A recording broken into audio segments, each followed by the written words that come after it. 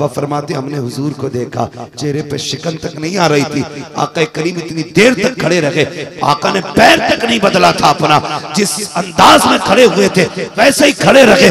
जब बहुत देर के बाद औरत की अपनी बात मुकम्मल हुई तब वो गई, सरकार पलटे। सहाबा कहते या रसूल अल्लाह, किस औरत के मुंह लग रहे थे? इसको तो मक्के में पागल कहा जाता है, इसे कोई मुंह नहीं लगाता है, इसे कोई शहर के अंदर अक्लमंद नहीं मानता है। सारा वक्त आपने इतना कीमती उसको दे दिया। मेरे नबी ने कहा था चुप हो जाओ, जिसे कोई मुंह से नहीं लगाता है उसे मुंह से लगाने के लिए आमीना का लाल आया। लोग कहते हैं पता नहीं क्या हो गया, बीमारी आ गई है, मुसीबतें हैं, अल्लाह ने सब कुछ दिया है, दवा भी महंगी खा रहे। नादान, ये बात दवा की नहीं है, हवा नहीं बदली है। अगर हवा की वजह से तू बीमार होता तो एक झोंका सिर्फ तुझे नहीं लगा है, कितने लोगों को लग के आया है। इससे इंफेक्शन फैलना होता, पूरी बस्ती में फैला होता। जितनों से हवा गुजर के आई है सारे बीमार हो गए होते, लेकिन ये तेरा बीमार होना हवा की वजह से नहीं है, मौसम की वजह से नहीं है। गौर करके तो देख, कहीं किसी की हाय तो नहीं लग गई है, किसी की आह तो नहीं निकल गई है, कहीं तेरे लहजों से कोई टूट तो नहीं गया है, तेरे रवैये से कोई जलील तो नहीं हो गया है। खुदा की कसम तुझे बीमार इस हवा ने नहीं किया है, किसी की बद्दुआ ने कर दिया है। इसलिए दवा बदले न बदले, हवा बदले न बदले, लेकिन ख्याल रखना अपनों के सामने तेरे तेवर नहीं बदलने। एक बच्ची ने एक दिन फोन करके कहा था कभी इस मौजू पे भी बात कर, लोग दूसरी शादी बड़ी जल्दी कर लेते। मैंने कहा फिर क्या परेशानी है, जब शरीयत ने हक दिया दूसरे निकाह का तो बेटी तुझे क्या एतराज है? उसने कहा बात ये नहीं, एतराज दूसरी और तीसरे निकाह से नहीं है। उसने कहा बात यह है मेरी माँ का इंतकाल हुआ, मेरी उम्र अभी 11 साल है, मेरे साथ एक 8 साल का मेरा भाई भी है। कहते माँ के इंतकाल के 6 महीने के बाद मेरे बाप ने दूसरा निकाह कर लिया। कहते वो उसी बीवी के साथ रहते हैं, हमें देखने तक नहीं आते। अपने भाई को मैं कैसे पाल रही हूं अंदाजा कर सकते हो, मेरी उम्र खुद 11 साल है। कम से कम मर्दों को इतना तो समझा दो कि जानवरों को भी रिश्ते का ख्याल होता है, इन्हें इंसानों को रिश्ते का ख्याल क्यों नहीं है? ये कड़वी सच्चाई है हमारे मुआशरे की, कड़वी सच्चाई है। अगर निकाह करना चाहता है कर, तेरी मर्जी है, हक दिया शरीयत ने, लेकिन औलाद के साथ ना इंसाफी नहीं। अगर तुम बच्चों के साथ ना इंसाफी करोगे अल्लाह खाल उधेड़ देगा कब्र में डाल के, कोई बचाने वाला नसीब नहीं होगा, कोई नहीं आएगा बचाने के लिए। तेरी कब्र में तुझे जाना है, मेरी कब्र में मुझे जाना है। और ये कौम जो शबे बारात में, शबे कद्र में सिर्फ ऊपर अगरबत्ती लगाती है, उससे क्या उम्मीद रखते हो ये बख्शवा लेंगे? गलत नहीं कह रहा हूं, सिर्फ ऊपर अगरबत्ती लगाई, लाइट लगाई, निकल गए। 1000 बल्ब ऊपर लगा ले, उसका अंदर फायदा कुछ नहीं होना है। अंदर फायदा कब होगा? भले ऊपर बल्ब लगा ना लगा, कब्र पे जा, कुरान की चंद आयतें पढ़, हाथ उठा के कब्र वाले को बख्श दे। ऊपर अंधेरा हो या ना हो, कब्र के अंदर खुदा की रहमतों से उजाला होना शुरू हो जाएगा। लेकिन हम तो यही सोचते हैं कि बस ऊपर अगरबत्ती लगा दो। किसके लिए भाई? अच्छी बात है, खुशबू है, मैं इनकार नहीं करता, इससे भी मसला नहीं है कि आप अगरबत्ती लगा रहे हैं, लेकिन कब्र के ऊपर ना लगाया करो, कब्र से हट के लगाया करो। ये भी एक मसला है। बीच कब्र पे यहां लगा के आते हैं अगरबत्ती। आग वाली चीजों को कब्र से दूर रखने का हुक्म है। इतनी मुट्ठी भर के बीच कब्र पे ठोक के आ रहे हैं। अब्बा को मौज आ रही होगी, अल्लाह थोड़ा दिमाग लगाया करो, दिमाग। इंसान हो, 4 रोटी खा लेते हो, ऊपर की लाइट से अंदर का कोई फर्क नहीं पड़ता। फर्क तो तब पड़ता है जब तुम दरूद पढ़ के कब्र वाले को बख्शो और मदीने वाला चेहरे से पर्दा हटा दे, खुदा की कसम पूरी कब्र के अंदर रोशनी फैल जाए। तो ये मत सोचना हमारा ही हक है औलाद पे, औलाद का भी आप पे कूटे जाओगे पकड़ के अब्बा लोगों जिस दिन फंस गए। इसलिए औलाद के साथ ना इंसाफी ना करना। औलाद से भी गुजारिश है, कभी बाप से ऊंचे लहजे में बात है बोले नहीं करनी है इंशाअल्लाह। सारे बोले इंशाअल्लाह, और जोर से बोले इंशाअल्लाह। मैं समझूंगा अगर आज के बाद किसी माँ को इज्जत मिल गई ना तो ये जलसा कराना भी कामयाब हो जाएगा, जलसे में आना भी कामयाब हो जाएगा। ये असल बात होती है, ये असल होती है कि किसी ना किसी के दिल के अंदर तब्दीली आ जाए। मैंने कहा था बद्दुआ लहजों की मोहताज नहीं होती, अल्फाज की मोहताज नहीं होती, हाथ उठने की मोहताज नहीं होती। ख्याल करना किसी का दिल नहीं टूटना चाहिए। दिल कैसे टूट जाता है? सारे भाई बराबर तो नहीं होते ना, कोई अमीर होता है और कोई दोनों तरह के होते हैं ना। एक भाई ऐसा होता है जिसे अल्लाह ने दौलत से नवाज दिया, वो बड़ा हो गया।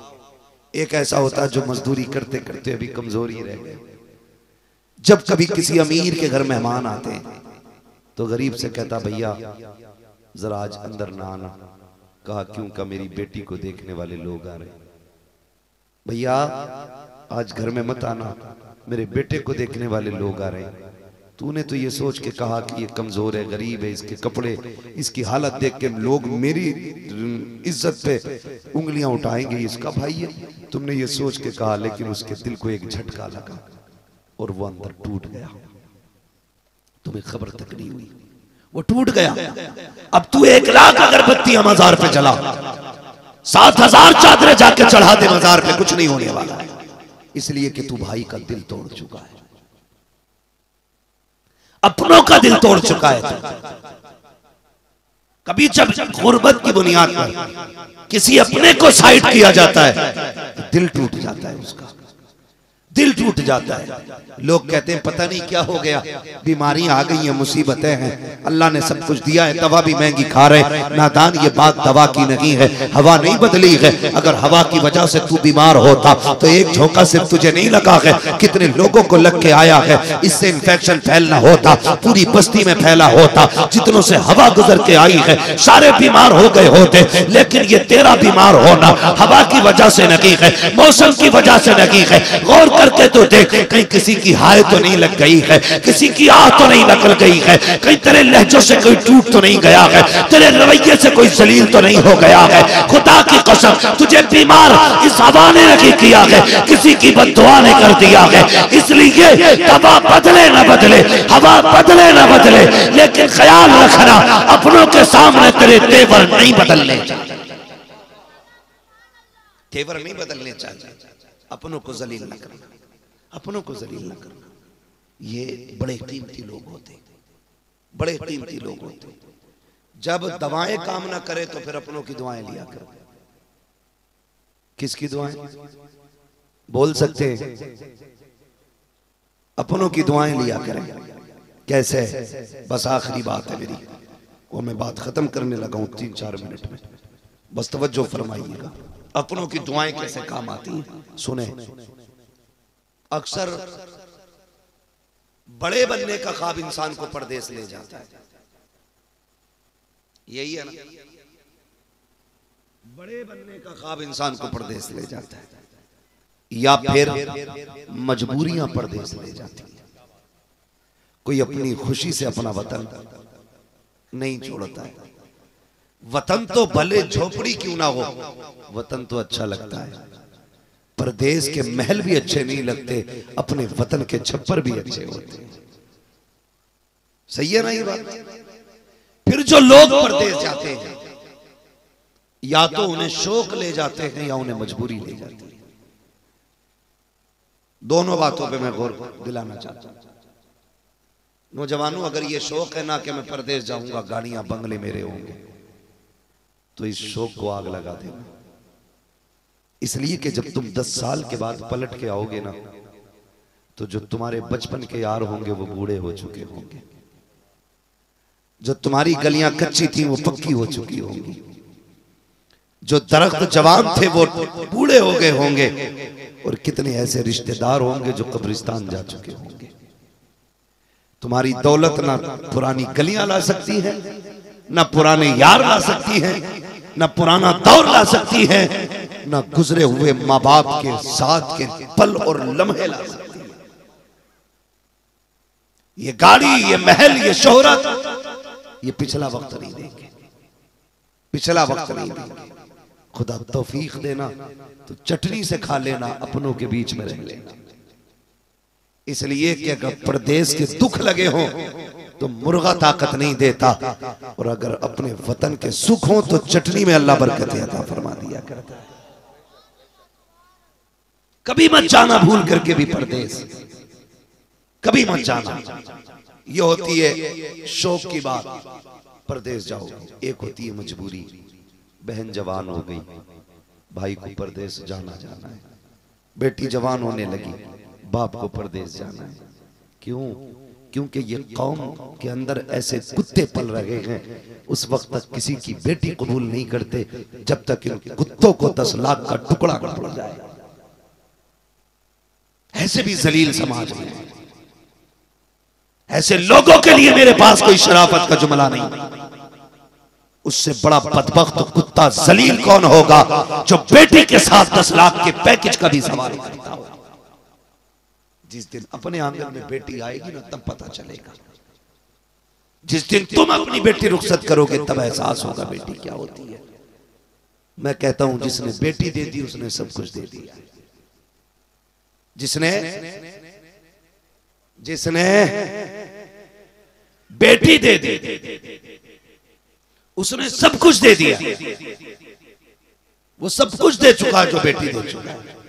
इसलिए अब किसी को मजबूर ना करना कि वो बेटी के साथ उसके खर्चे के 10 लाख भी दे, सोने के लिए बेड भी दे, खाने के लिए बर्तन भी दे, पहनने के लिए कपड़े भी दे, और रहने के लिए घर के अंदर फर्नीचर और इंतजाम भी कराए। ऐसा कभी ना करना। अल्लाह से बस इतनी दुआ करना, मालिक नेक सीरत नेक सूरत बीवी अता फरमा। जिसे नेक सीरत बीवी मिल जाए वो सबसे बड़ा धनी आदमी होता है, सबसे बड़ा खुशनसीब है वो जिसे नेक सीरत बीवी मिल जाए। तवज्जो है मैं जो कह रहा था आपसे? मैंने ये कहा था कि रिश्तों को तोड़ देते हैं हम लोग, गरीबी हमें अपनों से दूर करने का सबब बना लेते हैं हम लोग, गलत सोचते हैं। खुदा की कसम, कमजोर को सीने से लगाने का नाम जो है ना वो जन्नत में जाने का टिकट है। गरीबों को निभा जाने का नाम जन्नत में जाने का टिकट है। इसका मतलब ये नहीं है रब ने आपको 4 पैसे दे दिए तो किसी का दिल तोड़ दे, किसी को जलील करे। हाँ, मैंने जो आयत करीमा पढ़ी थी, लक़द काना लकुम फ़ी रसूलिल्लाहि उस्वतुन हसना, मेरे महबूब की ज़िंदगी आपके लिए बेहतरीन नमूना है। हुजूर के किरदार को अपनाने की कोशिश करें, हुजूर के दिए हुए दीन को अपनाने की कोशिश करें जो दीन मुस्तफ़ा ने हमें अता किया है। कोशिश ये करें उस दीन पे हम मजबूती से अमल करेंगे, अपनों के रिश्ते निभाएंगे, अपने लोगों को राज़ी करेंगे और किसी को भी कोई घमंड नहीं देंगे। मैं बात कर रहा था, बंदा परदेश गया कमाने के लिए, जब परदेश गया ना उसको बीमारी लग गई, चेकअप करने के बाद पता चला उसको कैंसर हो गया है। जब कैंसर की बात सुनी, इलाज के लिए हॉस्पिटल गया, डॉक्टरों ने जब चेकअप किया कहने लगे कैंसर लास्ट स्टेज में है, अब बचने का कोई रास्ता नहीं है, अब दवा काम नहीं करेगी, अगर काम आएगी तो किसी वली की दुआ काम आ सकती है, किसी बुजुर्ग के जुमले काम आ जाएंगे। गया अल्लाह वाले के पास, कहा मौत के मुंह में हूँ, बताइए क्या किया जाए। डॉक्टरों ने लाइलाज कर दिया है। कहने लगे कहाँ का रहने वाला है? कहा फला मुल्क का। कहा क्या बात है? कहा कैंसर है, डॉक्टर कहते मरने वाला है। उसने कहा परेशान क्यों होता है, अपने मुल्क वापस चला जा। कहा करना क्या है? कहा 3 महीने अपने रिश्तेदारों को रोटियां खिला, दावतें करके खिला, उनको 3 महीने तक खिला, फिर वापस आना। उसने कहा डॉक्टर कह चुके हैं 1.5 महीने में खत्म हो जाएगा। उसने कहा क्या जानता है, ये डॉक्टर तो पागल होते हैं, जिंदगी देने वाले डॉक्टर नहीं होते हैं, जिंदगी देने वाला खुदा हुआ करता है, खुदा होता है। आया अपने वतन, खिलाया रिश्तेदारों को, 3 महीने के बाद गया, चेकअप कराया, कोई बीमारी नहीं थी। डॉक्टर कहने लगे ये इलाज कैसा हुआ? उसने कहा था खुदा की कसम तुम्हारे पास इसका कोई इलाज ना था, इसका इलाज मदीने वाले मुस्तफा की हदीसों से हो।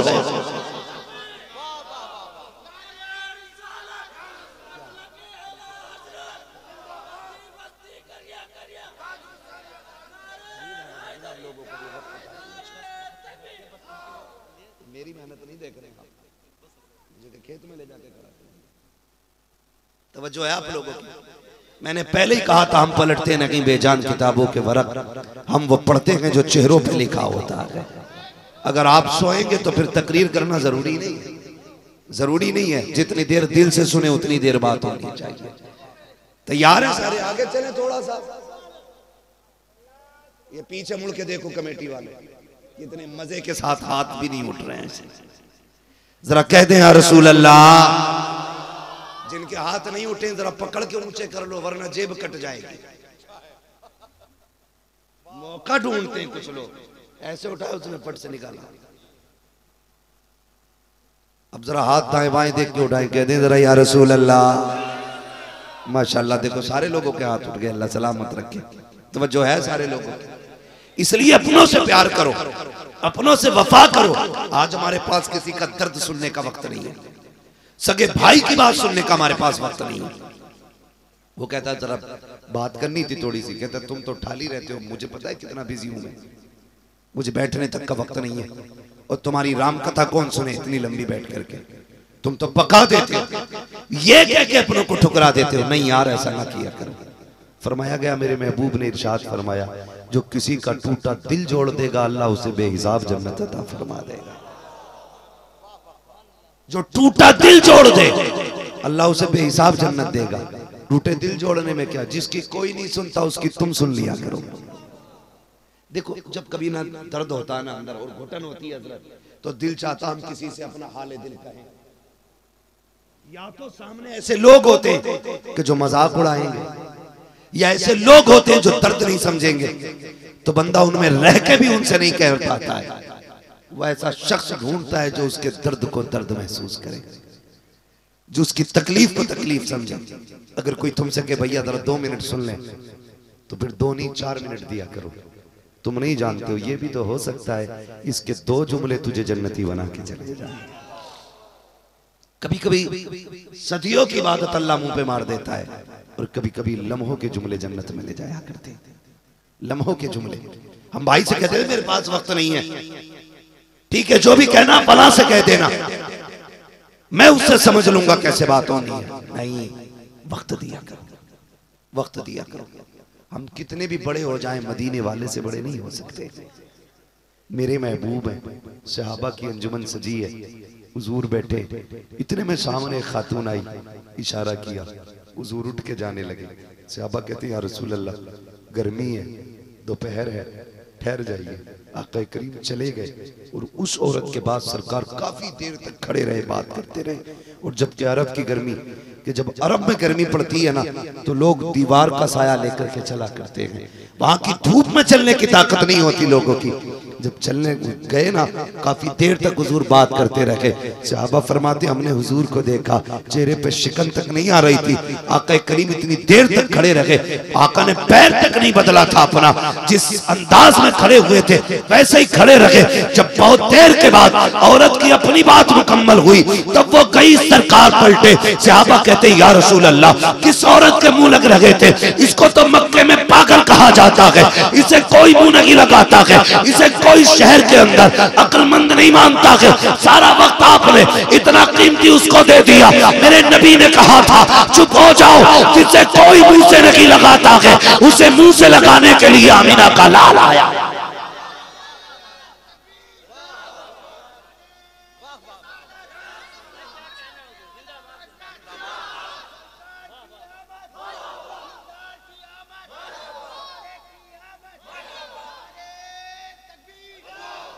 मुंह लगा लिया करो यार, बातें कर लिया करो। जुमले बड़े सख्त रहते हैं, बड़े सख्त जुमले रहते हैं। रोजमर्रा की आप जिंदगी देखें, सारे लोग फैमिली से जुड़े लोग हैं, फैमिली से जुड़े लोग हैं। मियाँ बीवी के साथ कसर नहीं कर रहे हैं, बीवी मियाँ के साथ कोई कसर नहीं छोड़ रही। वो कह रही है कि जब से तेरे घर में आई हूं मुसीबत के सिवा कुछ नहीं देखा। और ये भी कह रहा तुझसे बेहतर था कोई कुत्ता ला के पाल लेता। मतलब कोई किसी के साथ रवादारी के साथ, एक इंसानियत के साथ जिंदगी गुजारने तैयार नहीं, एक दूसरे को ताना देने पे लगे पड़े। नहीं, ऐसा ना करें। इन्हीं नहूसतों की बुनियाद पे तलाकें हो रही हैं, आज घर बर्बाद हो रहे हैं। तलाक दे देता, फिर कहता मैं तो शराब के नशे में था, मैंने तो पी रखी थी। बेगैरत मुसलमान होकर शराब पीता है, डूब के मर जाना चाहिए। जो कलमा पढ़े और शराब को मुंह लगा ले, किस मुंह से अल्लाह रसूल का नाम लेते हो तुम? और जिस मुंह से अल्लाह रसूल का नाम लेते हो उस मुंह पे तुम्हारे शराब का घूंट कैसे आ जाता है? कैसे मुंह को लग जाती है शराब? क्या अल्लाह रसूल का सामना नहीं करना है? मरना नहीं है? जो शराबी होगा ना और बिना तौबा किए मर जाएगा, कब्र में पहुंचेगा, इतनी सख्त प्यास लगेगी, अल्लाह ताला तश चिल्लाएगा, इतना प्यासा होगा कि उसकी जबान प्यास से लटक जाएगी। आका करीम ने फरमाया जब वो पानी मांगेगा उसे जहन्नम के बिच्छुओं के डंक का जहर ला के दिया जाएगा, और ऐसा खोलता हुआ जहर होगा कि जैसे वो प्याला दिया जाएगा, प्यास की शिद्दत इतनी होगी कि वो मुंह के करीब आने वाला होगा। उसकी गर्मी से, उसकी भाप से होठ जल करके नीचे तक लटक जाएगा, ऊपर का होठ जल के माथे के ऊपर चला जाएगा।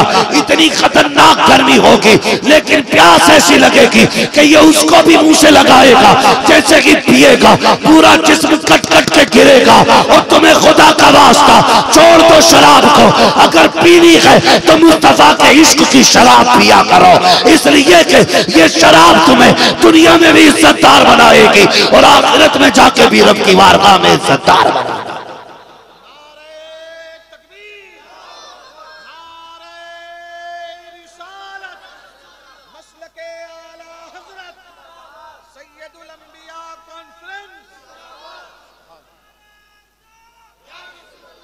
नहीं मेरे नौजवानों, मत जाना इसके करीब, मत पीना। तुम हुजूर के गुलाम हो, तुम मुस्तफा के गुलाम हो, तुम वो हो जिनके लिए रब ने कौसर का इंतजाम किया है, तुम तो वो हो जिनके लिए जन्नत में नहरें निकाली गई हैं, तुम तो वो हो जिनके लिए शराब तहूर का इंतजाम किया गया। तुम अपने रब की मशीयत को समझो। वो तो कहता मैंने तुम्हारे लिए शराब तहूर की नहर जारी की, तुम वो पीते हो जिसे पी के नाली में पड़े रहते हो, तुम वो पीते हो जिसे पीने के बाद खंजीर जैसी खसरतें आ जाती हैं। वो तो तुम्हें रोकता है, लेकिन तुम समझते क्यों नहीं अपने रब की मशीयत को? क्यों नहीं जानना चाहते तुम अपने हुदूद और अपने दायरों को और अपनी हद को तुम क्यों नहीं समझना चाहते? क्या ये गलत नहीं हो रहा है? शराब के पार्टी के नाम पे, शादी के नाम पे, यारों के नाम पे, महफिलों के नाम पे, बर्थडे के नाम पे शराब की बोतलें खोली जा रही हैं। हुजूर के गुलाम और नशे के करीब,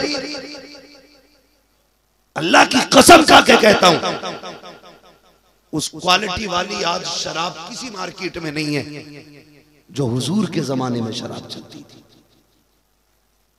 लेकिन जैसे ही मेरे नबी ने कहा लोगों शराब हराम कर दी गई है, तो जिनके होठों तक आ गए थे जाम उन्होंने तोड़ दिए थे। जिनके मुंह के अंदर शराब का घूंट था ना, ये नहीं सोचा था लाओ मुंह में आ गई है, हुजूर ने अभी तो कहलवाया इसे तो पी ले जो है। नहीं, जैसी खबर आई शराब हराम कर दी गई है, तो जिनके मुंह में थी कुल्लियां कर दी, जिनके होठों पे थी जाम तोड़ दिए, जिनके मटकों में रखी थी लाके नालियों में। सहाबा फरमाते हैं जिस दिन शराब की हुर्मत आई थी तो शराब नालियों में पानी की तरह बह रही थी। यहूद और नसारा ने आके कहा था आज ये शराब इतनी कीमती तुम पानी में क्यों बहा रहे हो? कहा हमारे नबी ने इसे हराम कह दिया है, इसलिए हम इसको पानी में बहा रहे हैं। कहा कितने बेवकूफ हो, इसे बेच दोगे इसका पैसा मिल जाएगा, बहाओ तो मत, नुकसान से बच जाओगे। सहाबा ने कहा खबरदार वो ज़बान न चलाना जिसे मुस्तफा नजर से गिरा दे, हम उसकी दौलत से भी नफरत करते हैं, उसकी मालियत से भी नफरत। तुम कैसे कहते हो गुलामी रसूल में मौत भी कबूल है? अगर ये दावा सच्चा है तो कभी शराब के करीब न जाना। वादा करें इंशाअल्लाह कभी नहीं जाएगा करीब। सारे वादा करें ताकि अगर कोई पीता भी हो तो वो राज रह जाए। ये नहीं कि जो वादा कर रहा उसने पिए। मैं इसलिए कह रहा हूं ना पीने वाले भी वादा करें ताकि पीने वालों के राज पे पर्दा रह जाए। शराब तो कभी नहीं पिएंगे इंशाअल्लाह, कभी नहीं पिएंगे। अल्लाह हमारी नस्ल को इस मनहूस शय से दूर फरमा दे। इसने तबाह करके रख दिया हमारे माशरे को। तलाक दे देता, कहता रास्ता निकालो कोई। कहा क्यों? कितनी दी थी? 3। कैसे कि शराब के नशे में था। गधे तुझे ये भी पता कितनी दी थी और नशे में भी था? ये झूठ है। अगर इतना नशा था कि अक्ल जाती रही तो तुझे ये कैसे पता चला 3 दिए? या ये भी कैसे पता चला कि तुझे शक तलाक दी है? झूठ बोलते। ये नौबत इसलिए आ रही है क्योंकि हमने मुस्तफा का तरीका नहीं अपनाया, तरीका नहीं अपनाया। मैं मर्दों से गुजारिश करूंगा, औरतों के साथ वो रवैया इख्तियार करो जो मेरे नबी ने खदीजतुल कुबरा के साथ इख्तियार किया, जो आयशा सिद्दीका के साथ मेरे नबी ने जिंदगी के लम्हे गुजारे थे, जो अज़वाज मुतहरात के साथ मुस्तफा की जिंदगी के लम्हे गुजरे। ऐसे आप बीवियों के साथ रवैया करो। और बीवियों से गुजारिश करूंगा, आप शोहरों के साथ ऐसे रहो जैसे खदीजा मेरे नबी के साथ रही है, फातिमा अली के साथ रही है। ऐसे जिंदगी गुजारो, फिर देखो अल्लाह तुम्हारे घर के अंदर जन्नत की महक अता फरमा देगा। आंगन तुम्हारा होगा, नजारे जन्नत के होंगे। करेंगे इंशाअल्लाह, ऐसा ही करेंगे इंशाअल्लाह। बहनों से गुजारिश है, शोहर से झगड़ा हो जाए, चलो लड़ाई हो सकती है, गर्मा गर्मी हो सकती है, दोनों तरफ से मिजाज नहीं भी मिल सकता है, लेकिन एक दूसरे के लिए बद्दुआ न करना, एक दूसरे को बदतमीज ना बोलना। वक्ती तौर की नाराजी तो अच्छी भी लगती है, रूठ जाना मनाना भी अच्छा लगता है, लेकिन किसी के लिए हाथ उठा के बद्दुआएं देना ये कतई अच्छा नहीं लगता है। किसी को बदतमीज बोलना ये बिल्कुल अच्छा नहीं लगता है। जिंदगी ऐसे नहीं गुजरती है, ऐसे नहीं गुजरती है जिंदगी। शोहर जा रहा है कमाने के लिए, हाथ उठा के करी कभी लौट के ना आए तू, ये ना कहे तुझे नहीं पता अगर ये कफन में लिपट गया कोई तुझे इज्जत की निगाह से देखने वाला नसीब नहीं होगा। और तू जो कह रहा तुझसे बेहतर था कुत्ता पाल लेता, तू भी जरा जबान को लगाम दे। सोच तो सही, इतना गुस्सा तेरा। पी के मानते हैं तू मर्द है, रिजालु कव्वामून अलन निसा, मर्दों को औरतों पे हाकिम बनाया गया, लेकिन गाली देने के लिए तो नहीं, मारने के लिए तो नहीं, सितम करने के लिए तो नहीं। हुकूमत चला, और हुकूमत सितम से नहीं, हुकूमत प्यार से चला करती है, हुकूमत मोहब्बत से चला करती है। जो सितम के जरिए होती वो हुकूमत नहीं, तानाशाही होती है, वो जुल्म होता है। आपको हुकूमत के लिए पैदा किया गया, तानाशाही के लिए नहीं। समझ गए मेरे जुमले? बुरी तो नहीं लग रही आपको? कभी ये सोच रहे हो ये मौलवी औरतों को सर पे बिठाने आया? नहीं, मैं चाहता हूं हर घर जन्नत का नमूना नजर आना चाहिए, हर घर से मुस्तफा के किरदार की महक आनी चाहिए, मेरी यही तमन्ना। तो आप भी ना ये ना कहा करो कि कुत्ता पालना बेहतर था तेरे नाम का। सुने जरा, आप जब सुबह उठते हो बिस्तर से, कभी गौर भी किया करो यार। डायरेक्ट गुस्सा करना, गाली देना, मारना शुरू कर देते। सुबह उठे तुम, फ्रेश हुए, खाया पिया, निकल गए, जो लुंगी आपने उतारी जहां पड़ी थी वहीं फेंकी आपने। रात के कपड़े आपने तय नहीं किए थे, आपने यूं उतार के यूं छोड़ दिए थे। आप जिस बिस्तर से उठे थे उसकी आपने चादर नहीं संभाली थी, जिस कंबल जिस रजाई को ओढ़ के आप लेटे थे आपने उसकी तय नहीं की थी। रात भर में जितना कचरा अपने कमरे में किया था आपने सफाई नहीं की थी। आप तो खुद साफ करके नाश्ता टेबल पर लगाता, खा पी के निकल गए। बताओ जब शाम को आए तो बिस्तर वैसे ही था जैसा छोड़ के गए थे? बोलो, कपड़े वहीं पड़े थे जहां तुमने छोड़े थे? आपके स्लीपर वैसे उल्टी सीधी पड़ी थी जैसे तुम छोड़ के गए थे?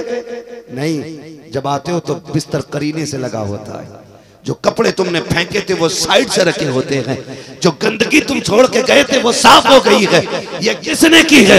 ये इसी ने की है जो 3 बार कबूल कबूल कहने के बाद तेरे बिस्तर पे आके बैठ गई, तेरी मर्जी के मुताबिक चलती रही। तूने कहा उठ तो उठ जाती है, तूने कहा बैठ तो बैठ जाती है, तूने कहा चल तो चलने लग जाती है, तूने कहा सो तो सो जाती है, तूने कहा जाग तो जागती है। तू ये कहता है पानी ला तो पानी ला के देती है। तेरी बीमारी में, अपनी बीमारी में ये तेरा ख्याल करती है, उससे इतना झगड़ा क्यों? खुदा की कसम ये तेरे घर के अंदर सहमत बन के नहीं आई, बल्कि खुदा की रहमत बन के तेरे घर में आई। इसलिए इससे मुंह बिगाड़ के बात न कर, इससे प्यार से बात कर। और यही तरीका मेरे नबी ने सिखाया है। जब मियां बीवी के रिश्ते अच्छे होंगे तो औलाद के अंदर जहनी तनाव नहीं आने वाला है। माँ बाप लड़ते हैं और जिंदगी बर्बाद होती है औलाद की। इसके बहुत सारे नुकसानात हैं तिब्बी नुक्ते नजर से, मुझे उस पर बात नहीं करनी है। बस इतना समझाना चाहता हूं, सबसे ज्यादा जरूरी है लोगों के दिलों का ख्याल रखना। किसी का दिल नहीं टूटना चाहिए, किसी का दिल नहीं टूटना चाहिए। अगर दिल टूटा तो बात अर्श तक जा पहुंचती है, और जब वहां पहुंच जाती है तो फिर बचाने वाला नसीब नहीं होता है।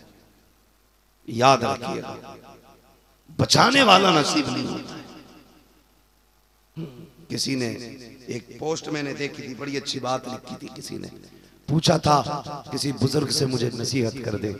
उसने ये कहा था, बस इतना ख्याल करना कोई रब से तेरी शिकायत ना कर दे। जिस दिन किसी ने तेरी रब से शिकायत कर दी तो समझ लेना उस दिन से खैरियत नहीं है। इसलिए मेरे भाइयों, अपने नस्ल को, अपने परिवार को प्यार दो, माँ बाप को वक्त दो, बहन भाइयों को वक्त दो, मियाँ बीवी के रिश्ते अच्छे करो, बाप बेटों के रिश्ते अच्छे करो, बेटियां माँ के साथ अच्छे तरीके से रहें। खुदा की कसम अलग से किसी दवा की जरूरत नहीं पड़ेगी। तुम्हारे ही घर के अंदर छप्पर में अल्लाह तुम्हें सुकून की राहत की जिंदगी अता फरमाएगा। वो कहा था किसी ने, फुटपाथ पे सो जाते हैं अखबार बिछाकर, मजदूर कभी नींद की गोली नहीं खाते। इसलिए कि नींद पैसे से नहीं आती है, नींद रब के करम से आया करती है। अल्लाह का करम तलाश करें, अल्लाह की रजा तलाश करें। फरमाया गया, लक़द कान लकुम फ़ी रसूलिल्लाहि उस्वतुन हसना। मेरे महबूब की ज़िंदगी आपके लिए बेहतरीन नमूना है। हमें हुजूर की ज़िंदगी देखनी है, बचपन से लेकर जवानी तक, जवानी से लेकर बुढ़ापे तक, माँ की गोद से लेकर के कब्र तक के लिए हुजूर ने उसूल मुकर्रर फरमा दिए हैं। हमें फ़ख्र है कि रब ने हमें मुसलमान बनाया है, हमें लकीर का फ़कीर नहीं बनाया, हमें मुस्तफ़ा की उम्मत में पैदा किया गया। और पैदा करके ये ऐलान किया था, खुश हो जाओ, अपनी सबसे कीमती चीज तुम्हारे हवाले की जा रही है। हुजूर आए, हमारी नसीब जाग गए। हुजूर आए, मुकद्दरी खुल गए हमारे। खुदा की कसम उस उम्मत में पैदा हुए हैं जो आई सबसे बाद में गए, जन्नत में सबसे पहले जानी है। और ये तेरा मेरा कमाल नहीं, ये मुस्तफ़ा जाने रहमत का कमाल है, हुजूर का कमाल है। लक़द कान लकुम फ़ी रसूलिल्लाहि उस्वतुन हसना।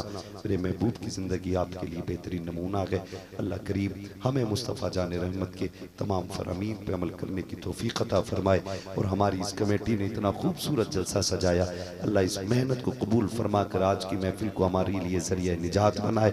मौला करीम इस महफिल को हम सब के लिए बख्शिश का ज़रिया बना। बस जो हुए गलात उनको माफ़ फरमाए रब्बे कायनात। ज़िंदगी ने दिया साथ, फिर होगी मुलाकात। चमन रहा फूल खिलेंगे, जिंदगी रहेगी फिर मिलेंगे। मुसाफिर में हम भी, मुसाफिर तुम भी, इसी मोड़ पर फिर मुलाकात होगी।